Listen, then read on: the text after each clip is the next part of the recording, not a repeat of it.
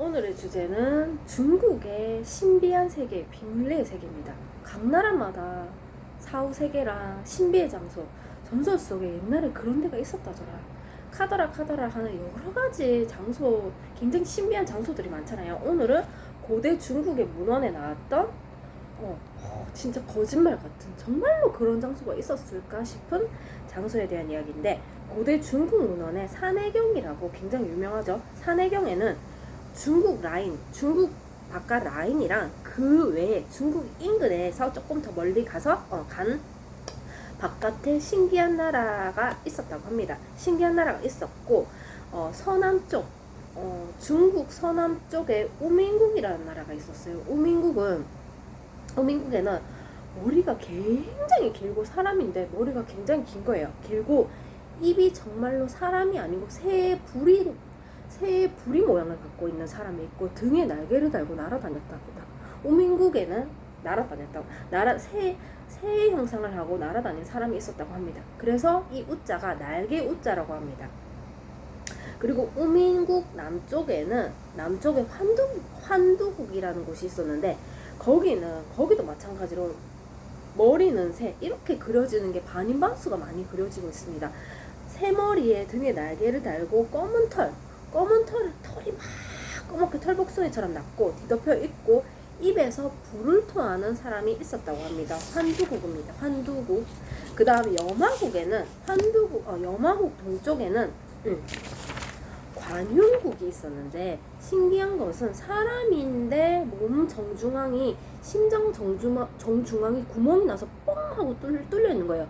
관흉돼 있는 거예요. 관흉 뚫려 있는 거예요. 그래서 세 사람이 지나가는데 두 명이 양쪽에 있고, 중앙에 있는 사람 몸 중앙이 뻥 하고 뚫려 있어서 짝대기를 끼워갖고, 두 명이 양쪽에서 짝대기를 끼워갖고 앞뒤로 사람을 들고 다녔다고 합니다.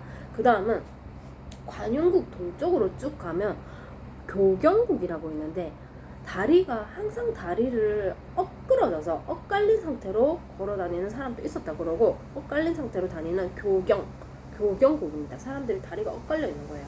그 다음은 교경 동쪽에는 불사민이라는 종족이 있었는데, 몸 전체가 다 검정색, 온몸이 다 검정색이고, 이름 그대로 불사, 절대로 안 죽는 사람이 살았다고 합니다. 불사신은 아니고 불사민이 살았다고 합니다.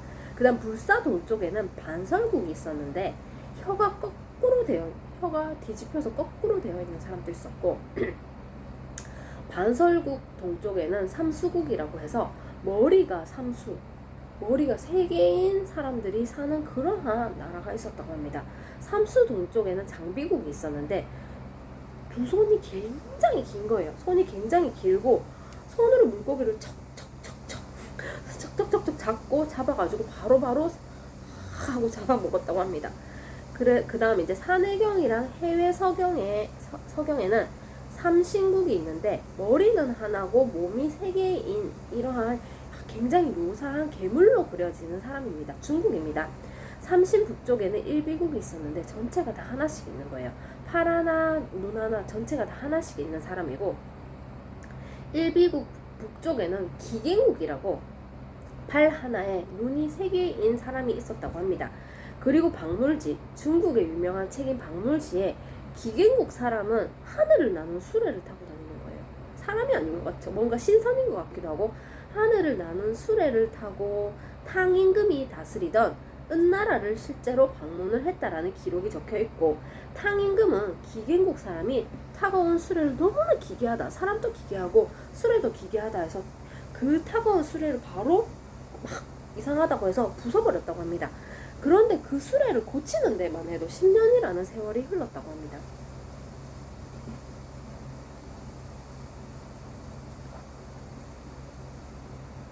그 다음은 기괴한 사람들이 살았던 기갱국 북쪽에 여자국이 있었는데, 여자만 사는 나라인 거예요. 노란 연못 황지에 들어가서 여자들이 막 목욕을 하고, 그러면 자동으로 물에서 나오면 임신이 되고, 여자를 낳아야지만 계속 살 수 있는 거예요. 여자를 낳으면 계속 이어서 계속 살 수 있는 거야.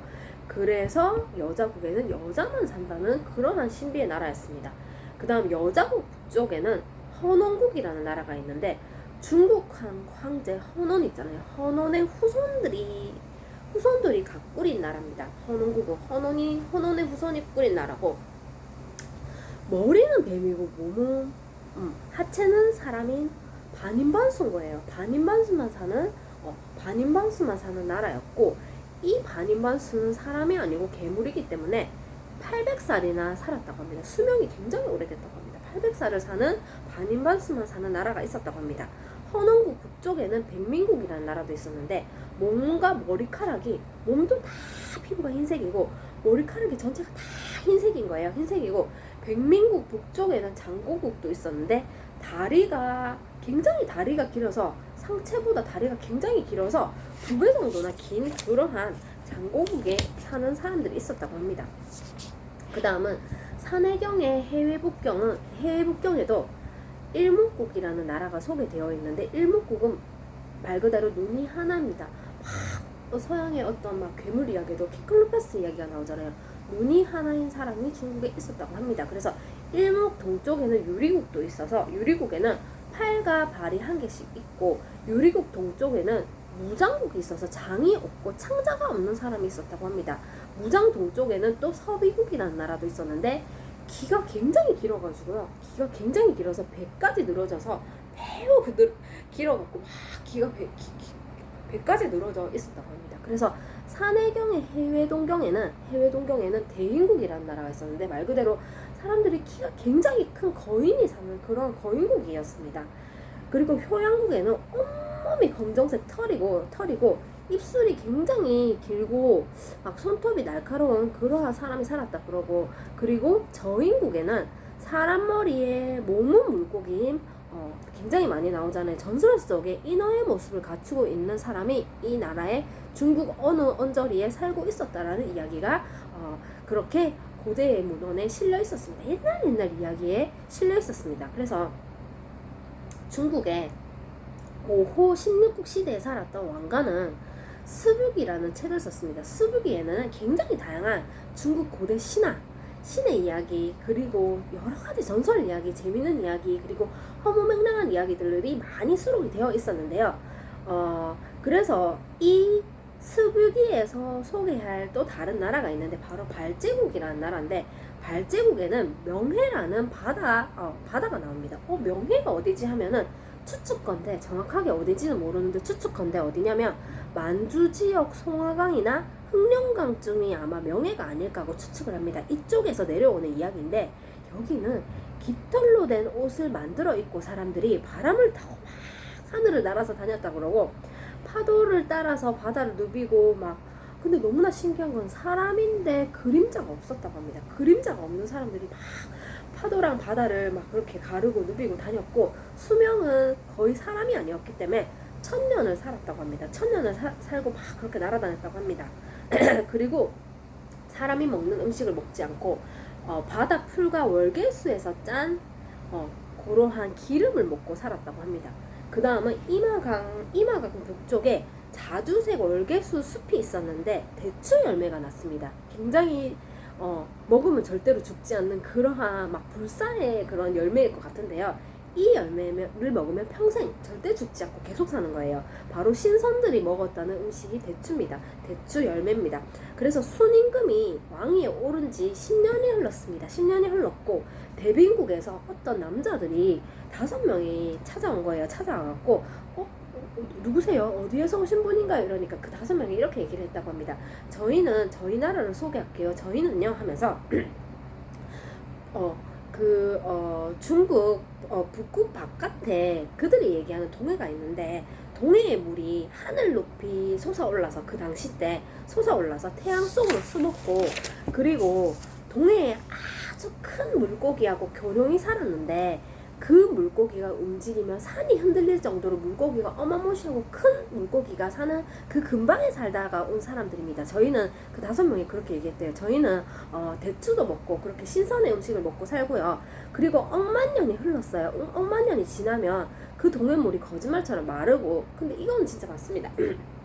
막 전설이랑 여러 가지 이야기에서 막 바다가 산으로 바뀌고 산이 바다가 바뀌고 막 땅으로 바뀌었다 하잖아요. 근데 정말로 억만 년이 한 번씩 흐르면 그렇게 자연의 체계도 흐르는데, 자연의 체계도 바뀌는데 억만 년이 지나서 동해물이 말랐고, 그리고 큰 물고기하고 교룡이 살았다 했잖아요. 교룡이 그때 그렇게 많은 세월이 흘러서 물 밖에 나와서 땅에서 살게 됐습니다. 그래서 신비한 물고기들도 땅속이나 산속 안속에 살게 되었습니다 라고 얘기를 했고, 그래서 물이 다 동해물이 말라버려서 기도를 드렸다고 합니다. 제발 비가 오지 않게 해주세요 하고 기도를 드리니까 그때 하늘에 떠있는 여러 별들이 땅 쪽으로 많이 우수수 떨어졌다고 합니다. 땅 속으로 떨어지게 되었다고 합니다. 그래서 지금의 허베이성, 즉 기주의 서쪽으로 2만 리를 가면 효양국이라는 나라도 있었는데요.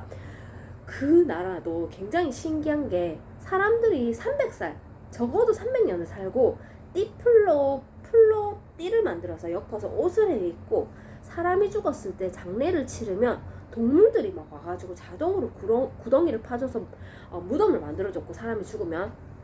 그리고 새들이 흙을 막 물어와가지고 무덤을 자동으로 만들어서 그렇게 묘를 만들어줬고, 생전에 쇠하고 돌을 이빨로 씹어 먹을 정도로 막 굉장히 거기 사는 사람들이 힘이 거의 괴력에 가까운 그런 사람들이었고, 거의 괴력을 갖고 있었고, 70톤에 달하는 굉장히 큰 바위를 무게를 들 정도로 괴력을 갖고 있는 사람들이 살았다고 합니다.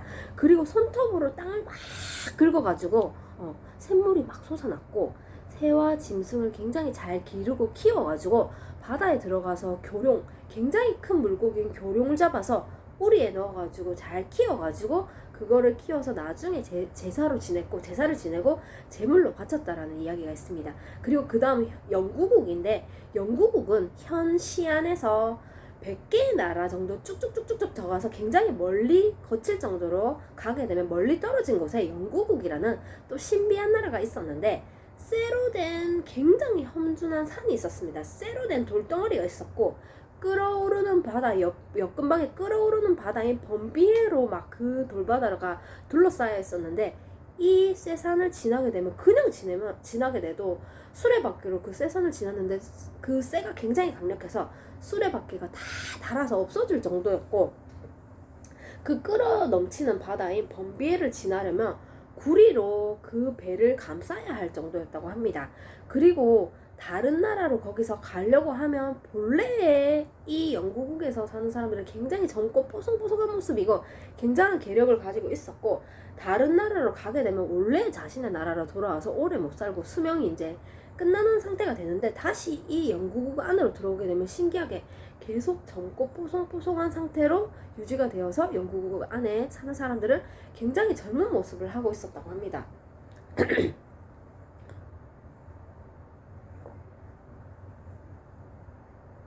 굉장히 중국 안에 신비의 나라가 많았죠. 고대 옛날에. 그리고 주나라 남쪽에 부르국이라는 나라도 있었는데, 굉장히 신기한 게 스스로 자신의 몸과 신체의 크기를 조절할 수 있는 거예요. 앞에 좀비 이야기할 때 좀비가 자신의 몸무게를 조절할 수 있었다 했잖아요. 그래서 괴물을 그렇게 비유를 한 것 같습니다. 신비한 존재인 괴물로 비유를 한 것 같은데, 몸을 키우거나 작아지게 하는 변신술을 갖고 있는 사람이 있었고, 몸이 커지면 어느 정도였냐면 머리가 정말로 구름을 뚫을 정도로, 기세가 뚫을 정도로 그렇게 몸이 커졌고, 몸이 작아지면 깃털만큼 작아져서 자신의 신체를 조절할 수 있는 그러한 사람들이 살았다고 합니다. 그리고 또 변신을 또 어떻게 하냐면, 사람으로는 변신을 할 수 없고 물소나 코끼리나 그리고 사자나 호랑이나 용으로 변신할 수 있는 변신술을 가지고 있는 사람이 있었고, 그리고 갑자기 입속에서 뽕 하고 뭐가 나오잖아요. 입속에서 뭐를 뽕 하고 토하니까 사람이 나오는 도수를 부릴 수 있는 그러한 기괴한 사람이 사는 나라가 주나라 근방에 있는 부르국이었다고 합니다. 그 다음은 이제 중국을 최초로 통일한 진시황 때입니다. 진시황 때 갑자기 어떤 신비한 사람이 온 거예요. 굉장히 신비한 사람이 온 거예요. 왕국 누굽니까? 그러니까 저는 이 근방의 왕고국이라는 나라에서 온 사람입니다 라고 진시황한테 자기를 소개를 했어요.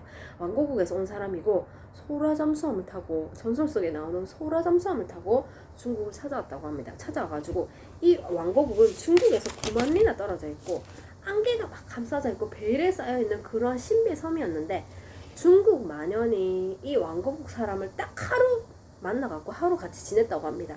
진시황과 왕고국인이 직접 만났는데 정말로 아담했다 그러고, 그리고 새하고 동물 털을 엮은 옷을 입고 있었다고 합니다. 소라잠수함을 타고 왔다고 합니다. 그리고 자기를 소개할 때 이 왕고국 사람이 자기 자신을 소개하기를 이렇게 얘기했다고 합니다. 아, 제가 옛날에는 하늘에 살았습니다. 하늘에 살았고 하루에 1만 리를 이동했습니다. 1만 리를 이동했고 이제는 세월이 많이 흘러서 굉장히 오래 산 사람이겠죠. 그냥 단순히 몇십 년 산 사람이 아닌 것 같아요. 거의 도인에 가까운데 이제는 하늘과 땅에서 일어나는 모든 일을 한 번만 쓱 봐도 다 안답니다 하면서 자기를 소개했다고 합니다. 이 왕고국 사람이. 그 다음 이제 중국에서 7만 리를 더 가면 함도국이라는 나라도 있었는데 함도국에는 새하고 짐승들이 굉장히 많았고 새하고 짐승들이 막 진짜 사람처럼 말을 하는 거예요. 그리고 분명히 닭이랑 개가 죽어서 땅에 닭이랑 개를 다 묻었어요.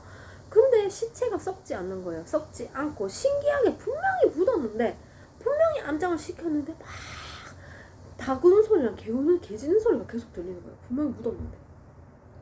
그 다음은 수명국입니다. 수명국은 말 그대로 정말로 죽지 않고 오래 살 수 있는 그런 나라인데 이 나라는 신기한 게 사계절이 없고 낮과 밤도 없고 어떤 경계가 없는 거예요. 어떤 시간적인 그리고 날씨나 뭐 그런 경계가 없는 거예요. 끝도 없고 끝도 경계도 없이 계속 이어져서 사는 거예요. 사람들이 영원히 살고 싶어 하지만 막상 그 삶에 어떤 경계도 없고 죽음이라는 어떤 기준점이 없는 거예요. 그래서 사람들이 너무 힘든 거예요. 영원히 사니까. 그래서 하늘로 막 올라와서 날아다니기도 했다고 합니다. 그 다음은 기륭국인데 나무 밑에 쉬게 되면은 죽음과 병이나 어떠한 고통스러운 카르마를 피해서 영원히 살 수 있다라는 신비의 나무가 있다라는 기륭국도 있습니다. 그 다음은 중국에 둘레가 40리나 되는 인공호수가 있는데요. 신비의 공간이었습니다. 신비의 공간. 전한의 황제 한무제가 크고 호화로운 건물 짓기를 굉장히 좋아했습니다. 그래서 건축물 중에서 곤명지라고 하는 인공호수가 있었는데요. 기원전 120년경에 지금의 산시성 시안의 서남에 만들었고 윈난성 원주민 곤명이족이랑 확 싸우는데 필요한 군사 훈련장으로 사용을 한 호수라고 합니다. 그래서 둘레가 40리나 되고 무려 16km가 되고 큰 인공호수고 전투용 배 과선이랑 누선을 수백 척씩 띄워가지고 병사들을 태워서 전투 훈련을 시켰던 그런 곳인데 과선은 창과 비슷한 무기 과로 무장이 돼 있고 무장한 배 있고 배전에 과를 빽빽하게 설치를 하고 적이 안으로 넘어오지 못하게 그렇게 막아놨고 누선은 배의 갑판 위에 누각을 세운 배고 크기는 과선보다는 크고 병사 수백 명이 탑승할 수 있을 정도의 큰 배였다고 합니다. 그래서 누선과 과선을 그렇게 인공호수에 띄워서 그렇게 훈련을 시켰고 한무제는 이 과선과 누선의 기퉁이마다 화려한 깃발을 꽂아서 굉장히 화려한 걸 좋아했다잖아요. 꽂고 휘장을 늘어뜨리고 전쟁이 없을 때 곤명지를 유흥지로 썼다고 합니다. 그래서 초호화 굉장히 크고 멋진 배를 유람선을 띄우고 막 유유자적 그렇게 놀고 그 배는 얼마나 큰 배였냐면 사람 10,000명이 탑승할 수 있을 정도로 굉장히 큰 배였고 그 당시 한나라 때 그 한무제의 그러한 권위를 읽을 수 있습니다.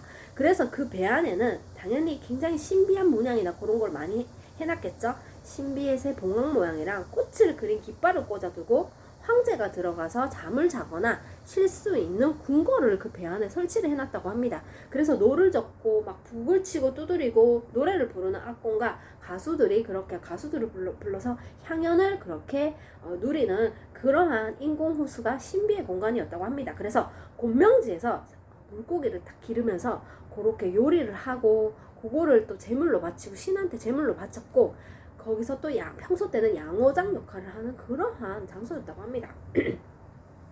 그리고 또 옥이랑 굉장히 신비의 옥이라 했잖아요. 그래서 중국에서도 그렇고 굉장히 이제 중국인은 인근에서 굉장히 권위 있는 왕이나 어떠한 귀족이 사망했을 때 무덤을 이렇게 묘를 이렇게 읽으면 안에 신비의 옥, 그냥 단순 액세서리가 아니고 어떤 4, 5세계 주술품으로서 옥을 많이 넣어줬다 했습니다. 그래서 옥이랑 돌로 된 길이가 9m나 되는 고래를 만든 거예요. 고래를 깎아갖고 만들어 누각에 놓고 삼보구사에 따르면 번개가 치고 막 비가 내리면 마치 정말로 산에 고래인 것처럼 그 돌 모양으로 만든 고래가 울었다고 합니다. 하면서 돌고래가 막 우는 거예요. 울고 지느러미랑 꼬리를 실제로 움직였다고 해요. 그리고 석영 잡기에는 가뭄이 굉장히 심해서 사람들이 힘들어했을 때 그 고래한테 빌었다고 합니다. 막 음식을 바치고 제발 요렇게 비가 오게 해달라고 기우제를 지내게 되면은 비가 진짜로 내려서 가뭄을 해소하기도 했다고 합니다. 그 다음은요, 거란 북쪽의 나라입니다. 거란족은요, 몽골 계통 유목민이고 지금 내몽골 동쪽에서 살아온 사람인데요. 수나라와 당나라 시대에 중원왕조 용병 노릇을 했고 당나라 말기에 힘을 키워서 독자적인 세력으로 등장한 세력입니다. 872년에 야율 아보기가 걸출한 영웅으로 태어났어요. 이 거란에서. 근데 이제 중원의 왕조에 맞설 강대국으로 성장을 하였고 야율 아보기는 926년에 사망을 하였습니다. 자신의 아들 야율도강이 두 번째 군주로 등극을 하였고 거란은 946년에 중원의 나라 후진을 무너뜨리고 중원 깊숙이 쳐들어갈 만큼 굉장히 강력한 위세를 가지고 있는 그러한 나라였는데요. 거란족은 1년이 흘러서 한족의 대규모 반란에 본고지인 북으로 철수를 했고 그런데도 북으로 철수했음에도 불구하고 거란족이 어마무시한 힘을 갖고 있어서 굉장히 두려워했던 나라입니다. 한족이 가장 두려워했던 나라고 신호대사라는 역사서에 보면은 거란과 그 주변 나라를 매우 신비하고 신기하고 무섭게 거란족을 그리고 있습니다. 책에 거란족을 묘사를 한 겁니다. 그래서 거란의 서북 쪽에 구골률이라는 나라가 있었는데 키가 굉장히 크고 장신이고 머리도 장발이고 길고 찰랑찰랑거리고 정수리에만 머리카락이 있고 나머지 머리를 다 잘라가지고 그 머리를 잘라서 주머니에 넣고 다녔고 즉 유목민의 변발 풍습을 묘사한 그렇게 글이 있고요.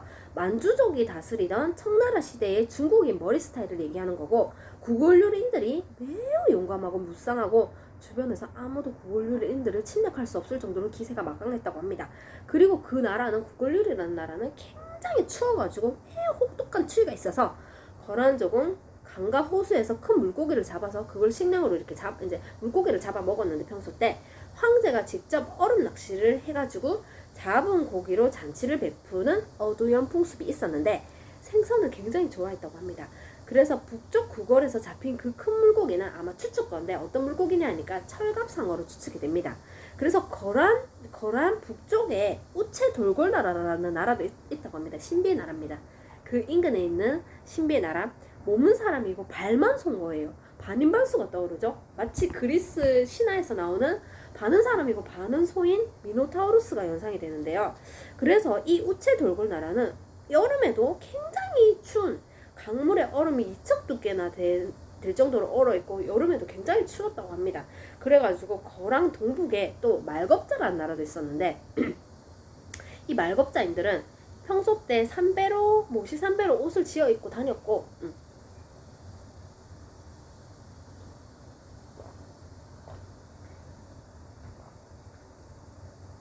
안장이 없고 말을 타고 큰 활과 긴 화살을 들고 사냥을 하고 이 말급자들이 어마무시한 게 사람을 막 잡아먹었던 거예요. 인육을 먹었다고 합니다. 먹고 그래서 거란족도 어마무시했다 했잖아요. 거란족 기마병 5명이 이 말겁자 한 명을 무서워해서 막 벌벌벌 떨 정도로 말겁자가 어마무시했다고 합니다. 그래서 근데 말겁자가 누구냐 하니까 어느 부족인지는 알 수가 없고 아마 말갈족 중에서 흑룡강 부근의 흑수 말갈족으로 추측되는 그런 인물이었다고 합니다. 말겁자가 거란인 5명에 준하는 막강한 세력을 가진 그런 무시무시한 존재였다고 합니다.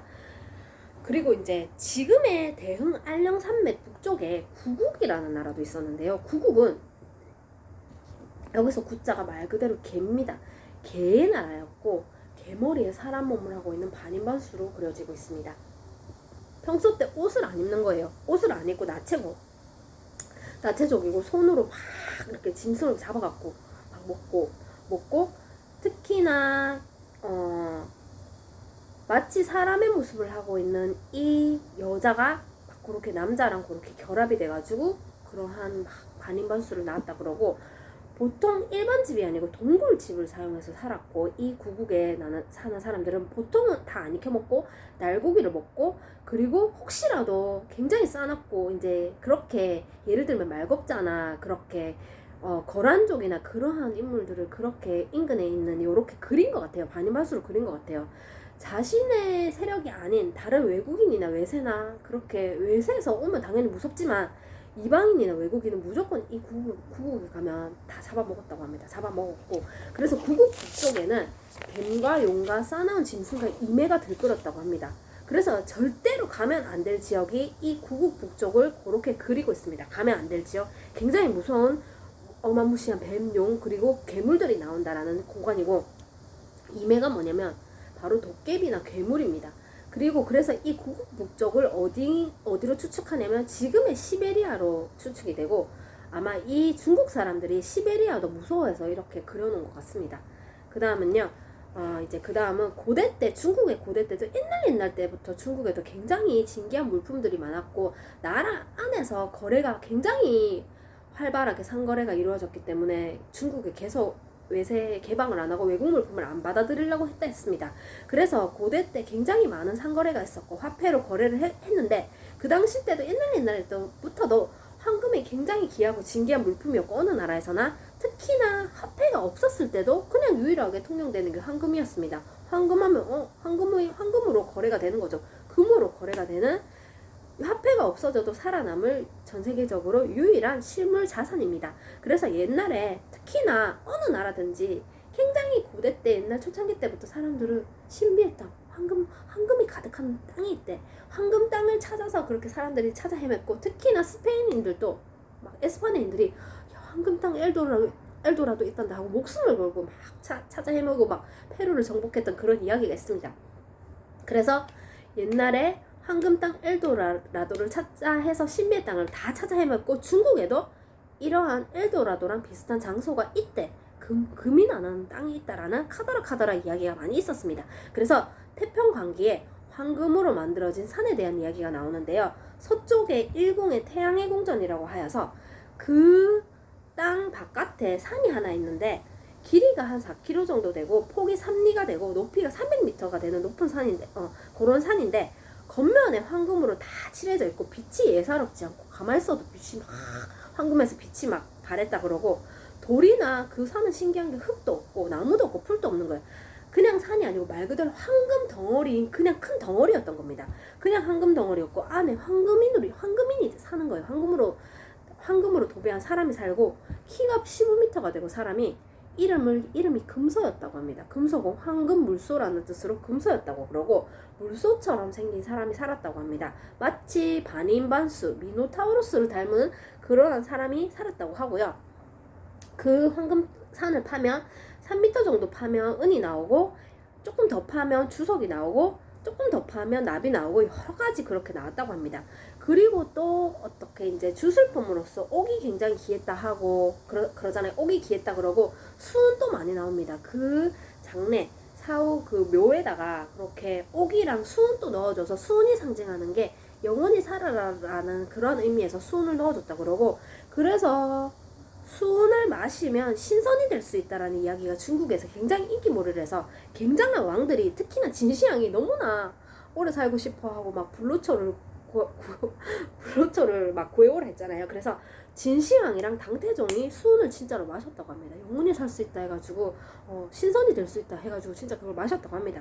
그 다음에 이제 조선의 중엽의 학자인 이희가 송화잡설에도 이 중국에 있는 황금산이랑 비슷한 장소가 우리나라에도 있다고 이야기를 했습니다. 전남 강릉에 쇠무덤이라고 불리는 곳이 있는데 정말로 그 무덤에는 막 그렇게 글씨가 새겨져 있는 돌에 글이 새겨져 있고 쇠무덤에서 동쪽으로 15리 정도 가면 황금총이라는 황금 무덤이 있는데 그거를 발견하면 당연히 큰 어마무시한 이익을 얻을 수 있고 그걸 찾는 순간 이상한 일이 생기고 오히려 불행할 수도 있다고 합니다. 원래 그렇잖아요. 막 진짜 막 이런 걸 찾아서 좋아질 것 같지만 사람이 변하게 되니까 그리고 이제 그 황금이 묻힌 무덤을 그래서 황금을 찾으면 사치를 하게 되고 막 마음이 바뀌는 걸 경계하게 돼서 황금총을 찾지 말아라 있긴 있는데 우리나라에도 있는데 안 찾는 게 낫다라는 그런 이야기가 있습니다.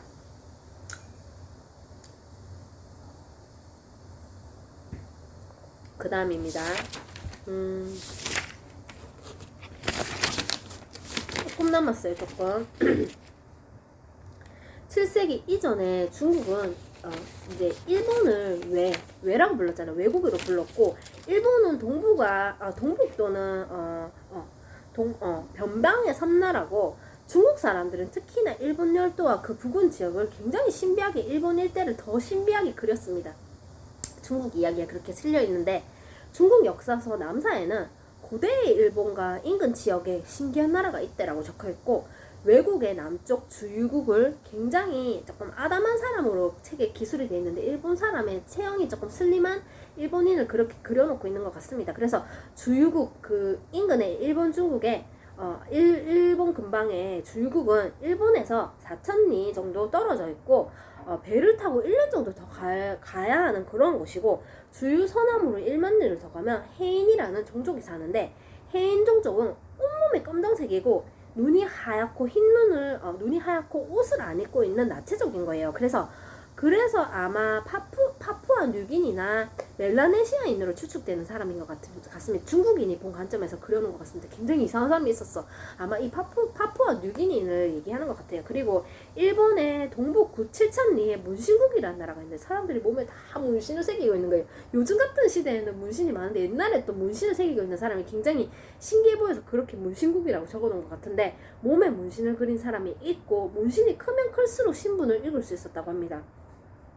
그리고 그 나라 문신국 왕은 황금과 당연히 은으로 장식된 물품을 굉장히 많이 갖고 있고, 집 주변에 3m인 둥근 구덩이를 파가지고 수은을 다 채워놓고, 혹시 거기서 작은 가벼운 죄를 짓게 되면 채찍으로 맞고, 매로 막 때리고, 굉장히 큰 죄를 짓게 되면 이글이글 우글우글거리는 동물 무리에다가 정중하게 놔둬서 그 동물한테 잡아먹히게 했고, 만약에 그 짐승들이 그 사람을 안 잡아먹으면 죄가 없다고 해서 풀어줬다고 합니다.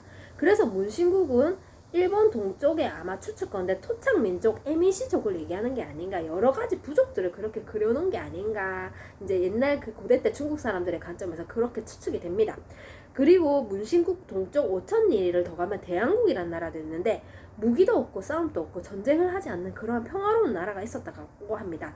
대한국 동쪽에 20,000리를 더 가면 부산국이라는 나라가 있는데, 굉장히 나무가 많은 나라였다고 합니다. 그럼 땅이 굉장히 좋았네요. 어린 부상을 죽순처럼 요리를 해서 부상 껍질로 까가지고 종이를 만들었고, 부산국 동쪽으로 가면 1,000리 정도 더 가면 여국이라는 여자만 사는 나라가 있었다고 합니다. 그래서 근데 신기한 거는 아이가 2, 3월에 이 여인들이 초봄에 막 강에 들어가서 수영을 하면 자동으로 임신이 됐고, 그렇게 임신돼서 아이를 낳잖아요. 그러면 아이가 100일이 되면 스스로 막 걸어다니는 거야. 아이가 걸어다니고 한 3년이나 4년, 4살만 돼도 거의 성인이 돼버리는 거예요. 그 다음 또 여러가지 전설과 이야기에 신선노름에 도끼자루 썩는 줄 모른다라는 속담이 있잖아요.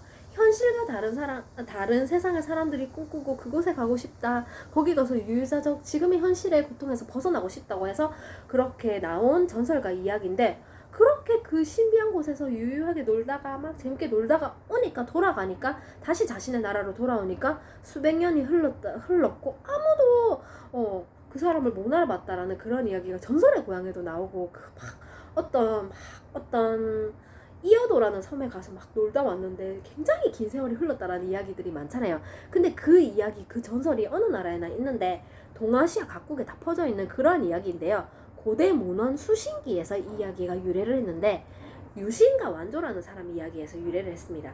유신과 완조라는 두 친구가 있었습니다. 옛날에 천태산에 둘이 놀러 간 거예요. 구경을 갔다가 길을 잃어버린 거예요. 근데 13일 동안 길을 헤매다가 너무 배가 고파서 복숭아 나무를 하나 발견을 합니다. 찾으러 나무 위로 올라가서 복숭아 나무를 따먹었는데 너무나 맛있는 거예요. 그리고 시냇물이 흐르는데 시냇물을 그냥 물이 너무 깨끗해서 퍼서 마셨고, 무 이파리가 있고 거기 물잔이 하나 둥둥둥 떠내려왔고 거기 안에 끼가 있는 거예요. 그리고 이 동네에 사람이 있구나 해가지고 산을 하나 더 넘어가서 도움을 요청하고 음식을 좀 받으러 갑니다. 여자 2명이 나왔고 굉장히 젊고 예쁜 사람이 나와서 미소를 지으면서 그 술잔 좀 돌려주세요 얘기를 하는 거예요. 그리고 이 유신과 완조의 이름을 알고 있는 거예요. 예쁜 선녀 같은 여자들이 유신과 완조의 이름을 알고 있는 거예요. 저희가 기다리고 있었어요 이렇게 얘기를 하는 거예요. 집에 데려가갖고 집에 가보니까 방울 달린 붉은 비단에 지붕에는 황금과 은장식물들이 막 걸려 있고 시녀들이 나오고 사냥고기랑 육포랑 쇠고기랑 깨밥이랑 술이랑 복숭아를 막 음식을 대접해서 다 먹었습니다. 먹고 나니까 돌아가려니까 여인들이 제발 가지 마세요. 여기서 좀 더 쉬다가 놀다가 가세요 해서 거기서 살자고 해서 6개월이라는 시간 동안 그렇게 유신과 완조가 시간을 보냈다고 합니다. 유유하게 천태산에서. 그런데 이제 너무나 다시 고향이 그립고 다시 생각이 나서 돌아가고 싶은 거예요. 그래서 아무래도 가야 할 것 같아라고 얘기를 하니까 돌아가는 길을 알려줘서 겨우겨우 마을로 돌아오게 되었습니다. 그런데 와보니까 마을이 없어지고 세라기하고 자신 동네가 없어지고 사람들이 다 어디로 가버리고 없는 거예요. 다 죽은 거예요. 다 죽었고 어느 날 지나간 그 동네에서 딱 한 사람을 찾았습니다. 한 사람을 붙잡아서 어떻게 된 거예요? 도대체 무슨 일이 있었던 거예요? 왜 이렇게 사람들이 다 없어졌냐고 얘기를 물어보니까 그 사람이 이렇게 얘기하는 거예요. 모르세요? 옛날에요. 옛날에 유신과 완조라는 사람이 살았어요. 자신들의 이름 얘기하는 거예요. 갑자기 소리 들으려는데 천태산에 놀러 갔다가 그 사람들이 없어져서 연락이 끊겼대요. 근데 거기서 막 그렇게 막 신선노름하고 놀았대요. 그리고 세월이 얼마나 흐른지 아세요? 10세대가 흘렀어요. 지금 시간이 굉장히 많이 흘렀어요. 라고 이야기를 했다라는 이야기가 이제 전설인데요. 중국의 전설입니다. 그 다음은 중국의 전국시대의 열자에 신기한 나라 이야기가 있는데 지금의 보하이만 바레만 동쪽에 억만리를 가면 기허라는 굉장히 매우 깊고 깊은 물덩어리가 있었다고 합니다. 세상의 물이 전부 그쪽으로 다 흘러왔고 그러면 물의 양이 늘거나 줄거나 이렇게 흐름의 변화가 있었는데 세상의 모든 물들이 다 들어오는데도 물의 흐름이 변화가 없는 그렇게 평정이 유지되는 그러한 신비한 곳이었다고 합니다. 항상 그대로 유지되는 그런 곳이었다고 합니다. 그리고 그 중심에 오산이 있고 대여와 원교와 방어와 영주와 복례가 있었고 높이가 3만리가 되는 섬이고 정상 너비가 9천리나 되고 평평했고 굉장히 그 섬들이 오산이 7만리 간격으로 떨어져 있고 거기는 황금과 그 신비의 옥이 나오죠. 옥궁궐과 전망대가 있고 새하고 동물들은 다 흰색이고 신비의 나라입니다. 신선만 사는 옥나무가 열리고 나무에서 옥이 열리고 꽃 열매가 따먹으면 굉장히 맛있고 불로장생 불로초나 그런 약이 있는 그런 곳입니다.